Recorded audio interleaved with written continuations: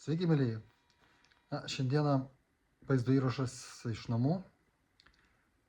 Saulutė šviečia, gražus oras, šalta, nors jau ne taip šalta, kaip buvo prieš kelias dienas. Bet žiema yra žiema.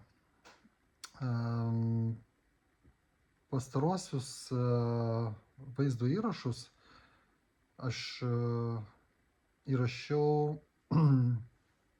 praeitą savaitę. Šią savaitę tai yra pirmasis įrašas ir jie buvo apie vairavimo kultūrą Vilniuje.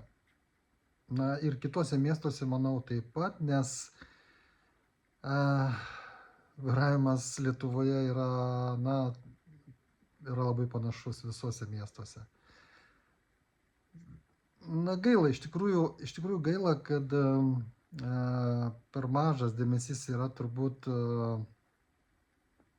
tam tikrų struktūrų, kurios, sakykime, bent jau Vilniaus miestą, bet aš manau ir kitose miestuose apkaišio kameromis, lyg ir bando daryti kažkokią tvarką. Pats tos tvarkos dėka buvau bent 3 kartus nubaustas Gedimino prospekte už tai, kad vienu ratu užlipau ant dviračio takelio, nors mano ketinimai buvo geri, bet tam aš pasitraukiau šiek tiek į šoną, tik tai tam, kad praleis kitus vairuotojus, kad jiem lengviau būtų mane aplenkti tuo metu, kol aš laukiu žmogaus, kuris nori su manim keliauti. Bet kameros parodė faktą, kad aš kirtau tą liniją ir, vieną kartą bauda 60, kitą kartą 85 ir panašiai, taip, dar kartą buvo 50, prieš tai pirmą kartą čia. Tai vis didėjančia tvarka baudžia. Taigi, kažkaip tai padėti vairuotojams Gedimino prospekte negaliu, nors iš tikrųjų matau labai daug įvairių vaizdų, kada ir automobiliai su diplomatiniais numeriais, ir automobiliai, kurie atveža maistą, įvairūs kitokie, kažkokie automobiliai, sakykime, su ypatingais numeriais arba automobiliai prabangus, iš tikrųjų prabangus, stovi ant viso dviračio tako, nežinau, turbūt jos irgi baudžia, gal jiems tai nesvarbu, tos baudos, bet tikėsimės, kad lygybė yra visur, taip ir čia. O aš norėčiau šiandieną dar kartą paminėti tuos nekultūringus vairuotojus, švelniai sakau, nekultūringus, kurie pastoviai užlindinėja, kurie neturi kantrybės važiuoti ramiai arba neturi ramybės savo viduje ir būtinai turi aplenkti ir įlysti priekį kokio nors lėčiau, ne lėtai, pabrėžiu, ne lėtai, o lėčiau važiuojančio automobilio priekį ir praktiškai važiuoti tuo pačiu greičiu, kaip ir tas lėčiau važiuojantis automobilis, nes priekyje vėl kitas automobilis yra.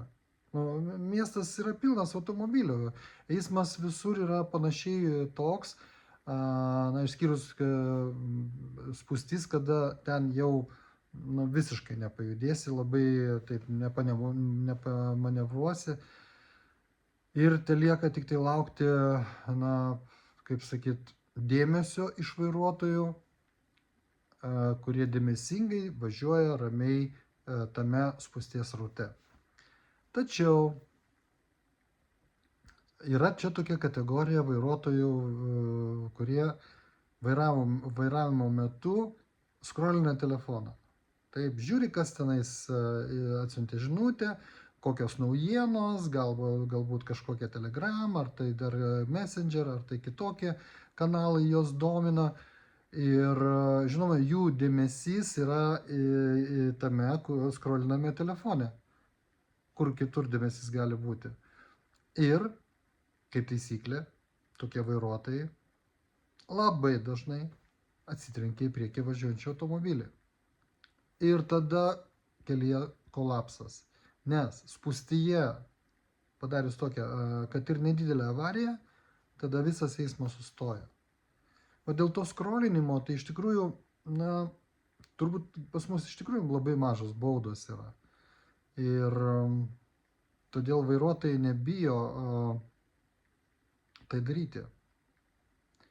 Juk jeigu būtų baudos ten, sakykime, teisų atėmimas, vairuotojo pažymėjimo atėmimas bent pusmečiui, vargu ar norėtų kas taip rizikuoti ir skrolinti.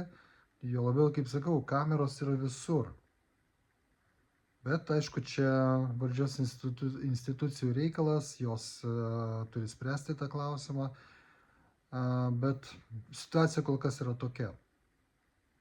Na, dar yra vairuotojų, kurie, na, sakykime, jokiais būdais nenori įleisti iš šalies įvažiuojant į pagrindinį kelią automobilio.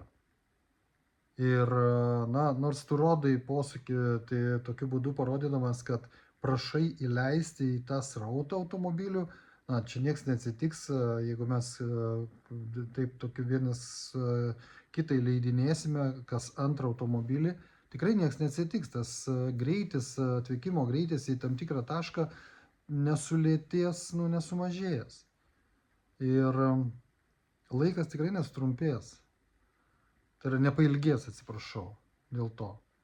Bet, na, yra tokių, kurie įsirėmė tenais į vairą, nežiūri, bijo pasisukti galvą ir važiuoja, nes jiem reikia važiuoti.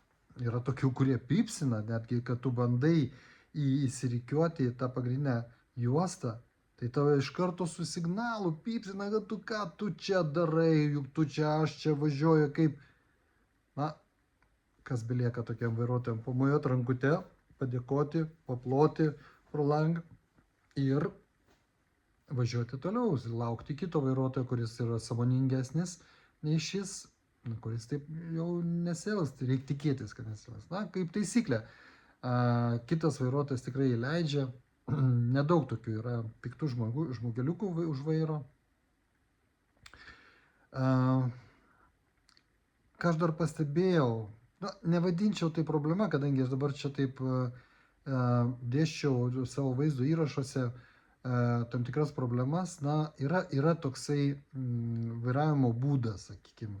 Tai yra moteriškas vairavimo būdas, kada moteris natūraliai užsiėmusios labai daug savo gyvenime ir turbūt galvoja vienu metu apie 3 dalykus, apie vaiką, apie vyrą, apie pietus namie, arba neišskalbtus drabužius, arba kažką tai panašaus, arba dar darbas nesibaigia, arba ten galvoje, ta prasme. Ir, na, jos tiesiog nemato, jos antiek apgaubtos rūpesčių, užspaustos rūpesčių, kad jos ne visada mato situaciją. Tai mano patarimas situacija aplink automobilius. Tai mano patarimas tiesiog, na, leisti tokiai vairuotojai važiuoti, nepypsinti, jokiais būdais nepypsinti. Būkime kultūringi, nepypsinkime. Ir praleiskime, nes, na, žmogus tikrai užsiėmęs ir nieko gero nebus, jeigu mes pradėsim stumdyti ją, dar labiau stresuoti, nes jinai ir taip stresai yra. Patarimas moterims, na, pabandykit, aš kaip sakau ir keleiviams, pabandykit atsipalaiduoti ir negalvoti apie visus tos reikalus bent jau už vairo. Nes iš tikrųjų, vairavimo vieta tai yra pavojinga zona. Ir kada mes į ten atsinešam savo rūpesčius, stresą, mes dar labiau pakeliam pavojų, sukeliam pavojų savo ir, na, nedaug dievė automobilį mažamečiai vaikai, tada jiems sukeliam pavojų ir, na, tada, sakykime, ir kitiem vairuotojams yra pavojus, kada jūs vairuojat neadekvačiai. Nedaug taip yra tokių situacijų, bet jų yra ganėtinai nemažai. Tai va tokie mano patarimai būtų. Viduryje savo įrašo norėčiau labai paprašyti jūsų dalintis tais įrašais. Iš tikrųjų patinka, nepatinka, komentuoti, rašyti komentarus po šito vaizdo įrašų. Ir tuos laikus visus irgi dėti būtent po YouTube įrašų, ne kur nors socialiniuose tinkluose, nes aš pastebėjau, kad laikina daugiausia Facebook'e. Gerai, na taip, jūs pamatėt mano tą vaizdo įrašo nuotrauką ir palaikinot. O nauda iš tikrųjų yra tada, kada jūs bent jau įjungiate tą vaizdo įrašą YouTube platformoje ir pažiūrite, gerai, jeigu neįdomu, žinoma, jūs galite išjungti, parodyti savo, sakykime, tokiu būdu reakciją į tai, kad jums neįdomu. Bet jeigu jūs pasižiūrite, iš tikrųjų jums įdomiau, kažkiek tai įdomu pasidaro, uždėkite tą laiką vadinamą. Dar galite padėti, žinoma, registruodamėsi mano kanale Bendrystės erdvė. Tokiu būdu jūs vėlgi padidinsite tų vaizdo įrašų matomumą.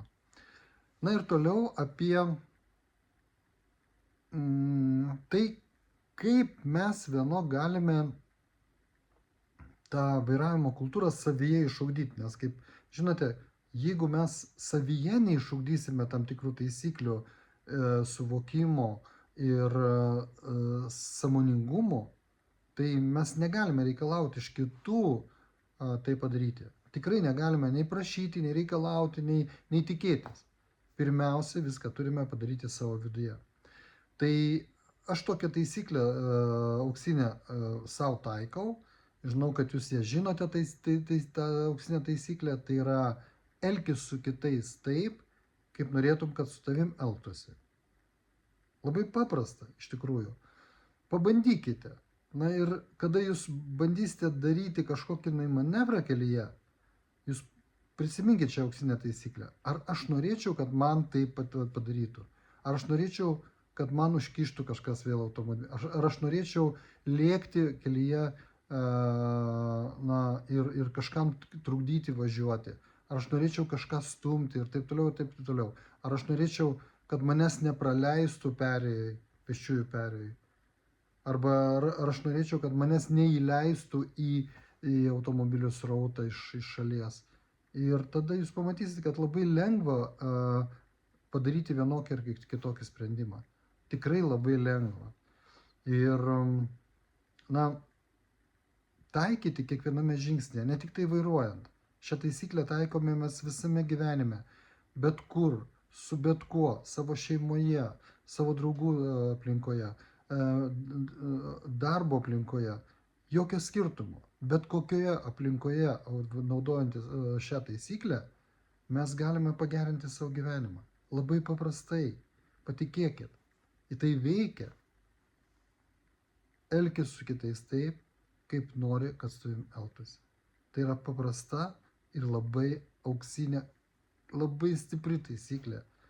Ne veltui nepavadinta auksinė taisyklė. Taigi, šiandieną tiek. Šiuo įrašu aš pabaigsiu savo įrašų ciklą apie vairavimo kultūrą. Kitas ciklas bus apie nuotykius, kurie nutinka vežant keleivius.